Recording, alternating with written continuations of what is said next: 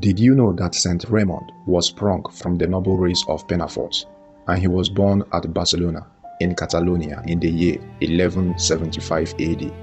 Even in early childhood, his only delight was in prayer and study, and when but a mere youth, he was so advanced in learning as to be deservedly appointed to instruct others. Subsequently, he devoted himself to canon and civil law, and soon excelled the most celebrated jurists of his time. At Bologna, he lectured publicly and gratuitously. At this time, Belgranius, Bishop of Barcelona, happening to pass through Bologna and hearing of Raymond's widespread fame, persuaded him to return to his native land, where he first installed him as a canon, subsequently, however, as a provost. Nor did the bishop hesitate to consult him in his most important affairs.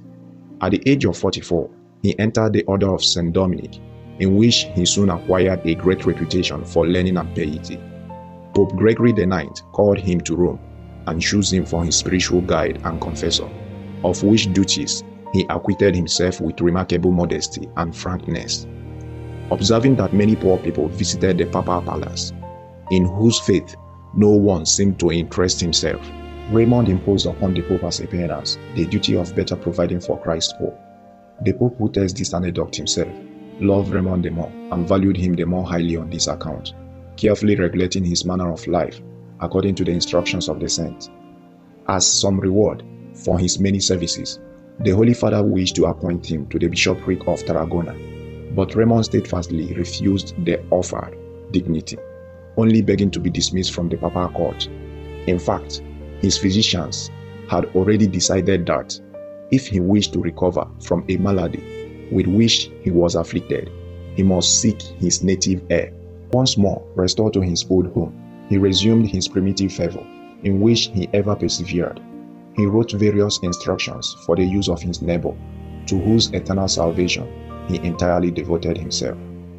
In the foundation of the order for the redemption of captives, he took no little part, for he too, like St. Peter, was admonished in an apparition of Our Lady to interest himself in its cause. He compiled rules for those who wished to enter the order, received St. Peter as his first member, afterwards appointing him, with permission of the Holy See, his first general.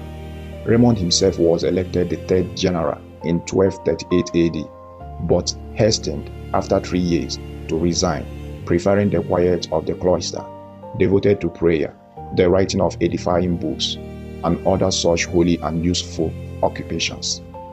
He was looked upon by all as model for Christian perfection, but he excelled especially in a wonderful humility, an obliging condescension to the poor, and a most childlike devotion to the Virgin Mother.